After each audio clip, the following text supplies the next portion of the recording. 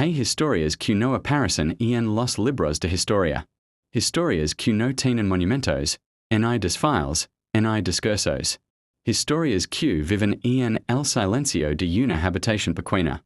En los ojos de un hombre que vio demasiado y que, sin embargo, eligió seguir adelante. Esta es una de esas historias. Y si crees que ya sabes cómo termina, te equivocas. Quédate hasta el final, porque lo que este soldado trajo de vuelta de la guerra. Vale más que cualquier medalla de oro. Y si este tipo de historias te ligan al alma, suscríbete. Porque aquí contamos las que el mundo prefiere olvidar. Era 1943. En un pequeño pueblo al norte de España. Vivía un joven llamado Alejandro Vidal. Tenía 22 años. Menos fuertes de tanto trabajar la tierra con su padre. Y una sonrisa que, según decían las mujeres del pueblo, podía iluminar hasta el día más gris del invierno. Alejandro no era un hero de película. No era el más valente, ni el más inteligente. Era, simplemente, un hombre ordinario que vivía una vida ordinaria. Tenía una novia, Carmen, que lo esperaba cada tarde en la plaza con una carta doblada entre los dedos. Tenía una madre que rezaba el rosario 2 veces al día. Y tenía un sueño tan simple que cosa daba vergüenza decirlo en voz alta. Quería tener una pequeña casa con un jardín. Casarse con Carmen, y cultivar tomates. Pero la guerra no pregunta qué sueños tienes. Una mañana de marzo, legó la orden. Alejandro tenía que presentarse en el cuartel. Su madre no logró delante de él. Esperó a que se fuera para derrumbarse en la cocina. Carmen se logró. Lo abrazo tan fue que Alejandro pensó que sus costillas iban a quebrarse. Y entre lágrimas, ella le susurró algo al oído. Algo que el guardó en el bolsillo del pecho. Más cerca del corazón que cualquier otra cosa. Lo que Carmen le dijo. Lo sabrás en un momento. Porque esas palabras fueron las que lo mantuvieron vivo cuando todo lo demás quería matarlo. Los primeros meses en el frente fueron un golpe brutal contra la realidad. Alejandro había imaginado la guerra de cierta manera. Como la imaginan todos los que nunca la han vivido. Con orden. Con lógica. Con un enemigo claro al frente y compañeros leales al lado. Pero la guerra real era caos. Era barro hasta las rodillas. Era frío que se mecha en los huesos como un cuchillo. Era el sonido de las explosiones que no te dejaba dormir y cuando el silencio volvía. Porque después del estruendo, el silencio era peor. En el silencio escuchabas cosas que no querías escuchar. Alejandro fue asignado a una unidad pequeña. Eran 12 hombres. 12 vidas con nombres, con familias, con sueños propios. Su comandante era un hombre de 40 años llamado Ramos, serios como una piedra. Con una cicatriz que le cruza ba la mejilla. Izquierda y que nunca explicó de dónde venía. Los demás soldados eran de distintos rincones de España.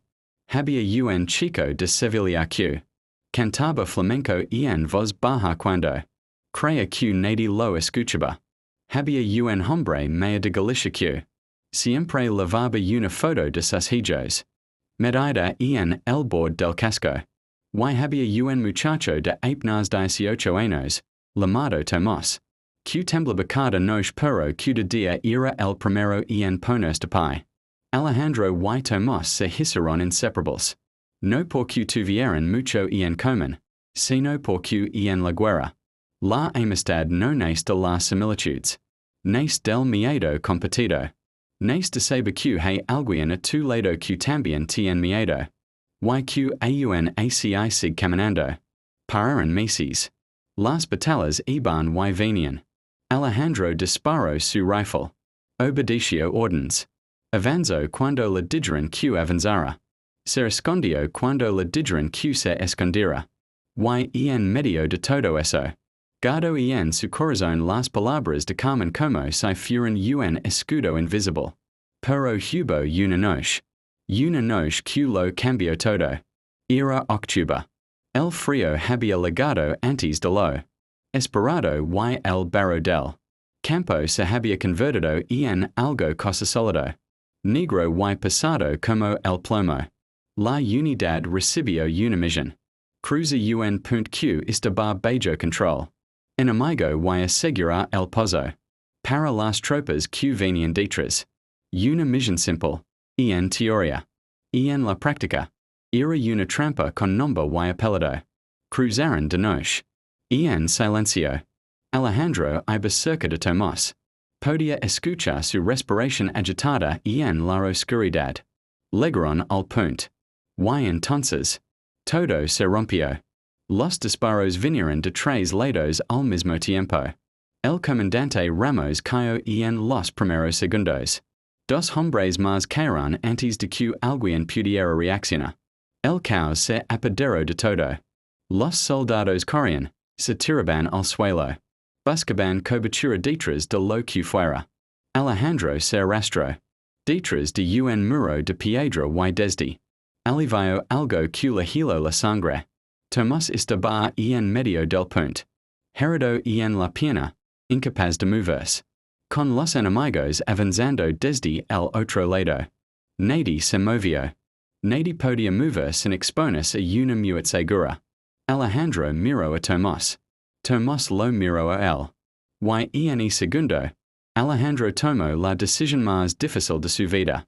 Se levantó. Corrió hacia el punto. Los disparos silbaban a su alrededor como abejas furiosas. Sintió el aire caliente de una bala rozando la oreja. Sintió otro impacto en el hombro, pero no se detuvo. Luego hasta Tomás. Lo cargó sobre sus hombros como si fuera un saco de trigo. Y corrió de vuelta hacia la cobertura mientras todo a su alrededor explodaba y ardía. Llegaron. Los dos llegaron. Tomás sobrevivió. Alejandro sobrevivió, con el hombro herido. Temblando de pies a cabeza. Con la adrenalina convirtiéndose lentamente en agotamiento y dolor. Sus compañeros lo miraron en silencio. Nadie dijo nada. No hacía falta. Pero aquivien algo que nadie esperaba. Algo que Alejandro nunca contó cuando regresó a casa. Y que cambia completamente el significado de todo lo que acabaste de escuchar. Cuando terminó la guerra, Alejandro volvió al pueblo. No legó en un desfile. No legó con una medalla en el pecho y con un discurso preparado. Legó en un autobús viejo, con una mochila gastada. El hombro todavía un poco rígido de la herida. Y los ojos de alguien que ha visto demasiadas cosas que no tienen nombre. Carmen lo esperaba en la plaza. Lo abrazó. Esta vez fue el quien la abrazó más fuerte. Los días siguientes fueron extraños. El pueblo había cambiado. O quizás era el quien había cambiado. Y no encontraba exactamente su lugar. En las mismas calles que antes. Recorría sin pensar. Había ruidos que lo ponían en alerta. Había silencios que lo incomodaban. Había noches en que se despertaba sudando sin saber por qué. Pero había algo diferente en Alejandro. Algo que la gente del pueblo no entendía del todo. Pero que podían sentir sin poder explicarlo. Alejandro no perdía el tiempo. Antes de la guerra, como todos. Malgastaba horas en quejas pequeñas. En rencores menos. En preocupations que alalas de lo que había. Vivido a hora parecen absolutamente ridículas. Pero después de la guerra, Alejandro miraba cada día como si fuera un regalo que podría no haber llegado. Se levantaba temprano. Ayudaba a sus vecinos sin que nadie se lo pidiera. Escuchaba a la gente, de verdad. Sin pensar en lo que iba a responder mientras el otro hablaba. Y un día, su vecino Don Eugenio. Un hombre amargado que lavaba años peleado con medio pueblo.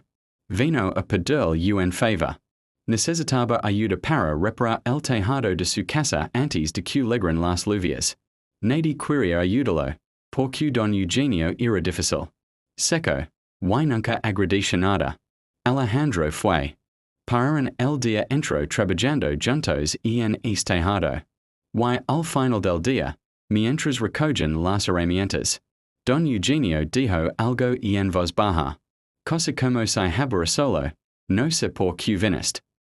Alejandro se quedó un momento en silencio.